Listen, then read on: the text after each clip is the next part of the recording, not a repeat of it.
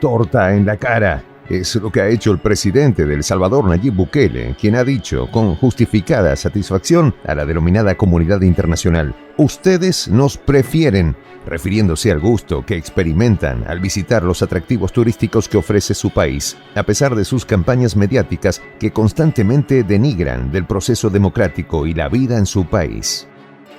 Con numerosos datos en la mano que amargan la vida de los occidentales, Bukele vuelve a vencer, porque en los primeros 7 meses de 2023, El Salvador es el cuarto país con el mayor crecimiento en el sector turístico del mundo y el que más ha crecido en todo el hemisferio, de acuerdo a la Organización Mundial del Turismo, OMT. Los detalles a continuación.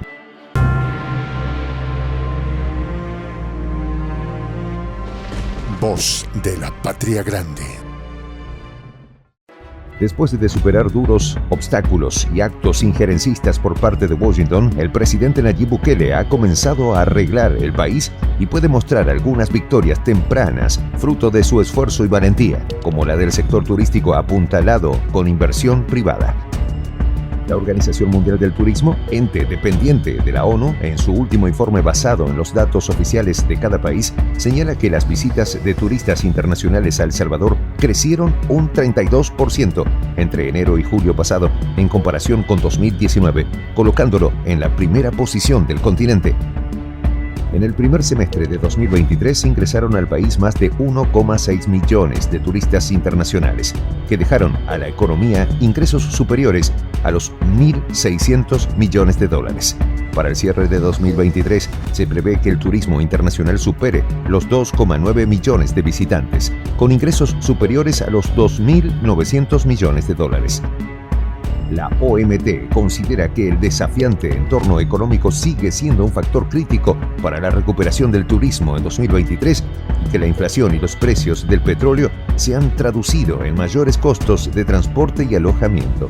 Pese a los obstáculos que se avisoran en el camino, el presidente Bukele reaccionó con optimismo frente al informe. Gigantescos cruceros de lujo se pasean por las costas salvadoreñas cargados con cientos de turistas británicos, alemanes y de otras nacionalidades que vienen a deleitarse con las bellezas naturales del país, sus playas, bosques y montañas. Europeos, gringos y asiáticos se sienten encantados con El Salvador, que tras la erradicación de las pandillas violentas se ha convertido en un destino turístico muy apreciado para quienes lo visitan y se quedan sorprendidos al contemplar tantos paisajes diversos y encontrarse con la amabilidad de su gente. A los turistas extranjeros les gusta visitar las playas para bañistas y las de surf. Hacen senderismo alrededor de sus volcanes, visitar sitios arqueológicos e históricos y sus mercados artesanales, mientras que para el turista salvadoreño, arena y sol son sus combinaciones favoritas y en temporada vacacional muchos visitan sus cristalinas playas. Pero esto no siempre fue así. Hasta hace poco, El Salvador era un país arruinado y violento que pocos querían visitar y de donde muchos emigraban. Todo comenzó a cambiar para bien desde que Bukele asumió la dirección del país y recuperó la paz social con medidas drásticas contra las pandillas, a pesar de las quejas y los ataques de quienes hoy lo miran asombrados. Si lo que estás viendo hasta este momento te resulta interesante, quédate hasta el final del video y no olvides compartir el contenido con tus amigos. Refiriéndose a El Salvador y su presidente Nayib Bukele, dijo el ex consejero de la Casa Blanca, Darren Beattie, que resultaba muy alentador ver que al menos en algún lugar existía un liderazgo competente, inteligente y duro. Sostuvo el oficial Darren Beattie que la transformación de El Salvador por el trabajo social del presidente Nayib Bukele y su combate a las pandillas violentas son logros que han transformado para bien la seguridad del país y han traído paz y prosperidad a los salvadoreños. Palabra cierta, pues en solo 4 años de gestión, Nayib Bukele reavivó en el pueblo su espíritu de superación, su dignidad y el amor a la patria que se creían perdidos, sacando de sus almas lo mejor de ser salvadoreño. Así lo manifiestan muchos visitantes extranjeros que perciben la motivación y el calor humano de este pueblo noble y lo aprecian como deben.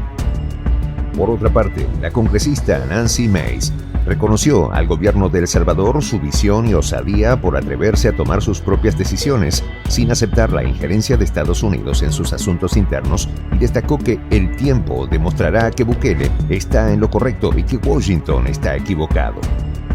Pero nada resultó fácil para el presidente Nayib Bukele, quien debió esperar 2 largos años para que en las elecciones parlamentarias de 2021 el pueblo salvadoreño le otorgara una mayoría aplastante en el Parlamento. Esta victoria le permitió al presidente Bukele demoler los diques que se oponían a su gestión del Estado. Con su nueva mayoría, el gobierno procedió a decantar las instituciones, siempre en el marco de la ley, lo que trajo muchas destituciones de altos funcionarios corruptos vendidos a los intereses de Washington y el grito al cielo de los conservadores. Por estos días, la seguridad es palpable. Nadie muere en las calles de manera violenta. No hay extorsión. El pueblo es feliz y prospera. La agricultura y el comercio renacen. Han vuelto los turistas a los que tanto tiene que ofrecer El Salvador. Inversionistas vienen al país a establecer sus negocios. Se ha frenado la emigración y muchos salvadoreños están de vuelta. Darren Beatty se admiraba de las grandes victorias alcanzadas por este pequeño territorio lleno de hermosas playas, tierras fértiles y elevadas montañas, con gente generosa y amable que se vio forzada a exterminarse entre hermanos durante décadas, solo por la ambición de unos cuantos gringos codiciosos y unos gendarmes necesarios del país. Hoy, El Salvador aupa a su presidente y lo defenderá siempre, y vaya si sabe hacerlo. Cuando Bukele logró la aprobación de una ley para controlar las pandillas criminales denominadas maras, el mayor flagelo de la sociedad salvadoreña, Occidente se empeñó en llamarla Ley Mordaza, a pesar de que detuvo a las bandas criminales más agresivas del planeta. Las maras son parte de una organización internacional de pandillas criminales cuyas actividades incluyen agresiones físicas a mujeres, reclutamiento forzoso de jóvenes, comercio de sustancias prohibidas, extorsión, contrabando de armas, secuestro, robo y crímenes por encargo. Las medidas tomadas por el Estado salvadoreño desde la Presidencia de la República, la Asamblea Legislativa, las fuerzas policiales y militares, Fiscalía y tribunales, hasta los centros de reclusión han sido realizadas en el marco de la ley, respetando los derechos de las personas.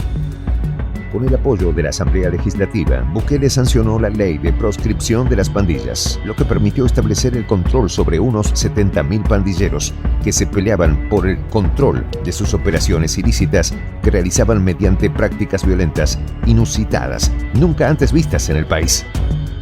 Era indignante observar cómo organismos internacionales y ONG se escandalizaban y defendían los derechos de los violentos pandilleros, pero en cambio se hacían de la vista gorda respecto a las atrocidades que entonces cometían Iván Duque en Colombia y Sebastián Piñera en Chile contra ciudadanos indefensos que protestaban por causas justas.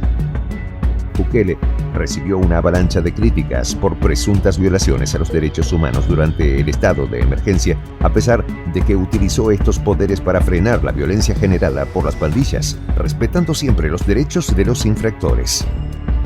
La organización Human Rights Watch, servidora de los intereses de Washington desde su fundación, llamó a la OEA, a la Unión Europea y a los gobiernos de la región a pronunciarse contra el régimen de excepción adoptado por El Salvador, que según ellos violaba los derechos humanos de los pandilleros.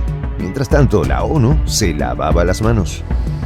Este es el habitual comportamiento de los organismos internacionales, como la ONU, la OEA y cientos de ONG pagadas por Washington. Ellos se desbordan en críticas y recomendaciones cuando se trata de países que no se someten a Estados Unidos. En cambio, son laxas y condescendientes con los gobiernos sumisos a la Casa Blanca.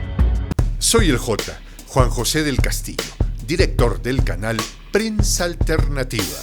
Si quieres ser parte de la comunidad de la Patria Grande, suscríbete a nuestro canal.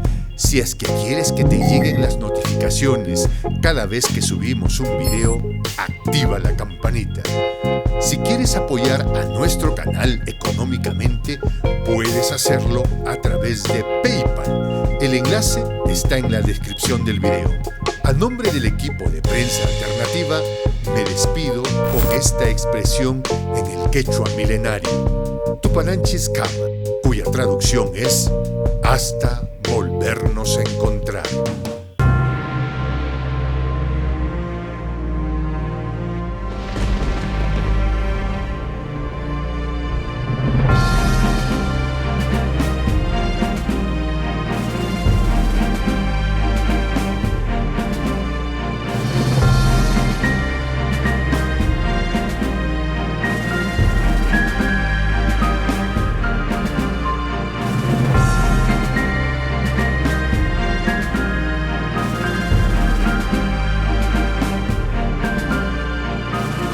Voz de la Patria Grande.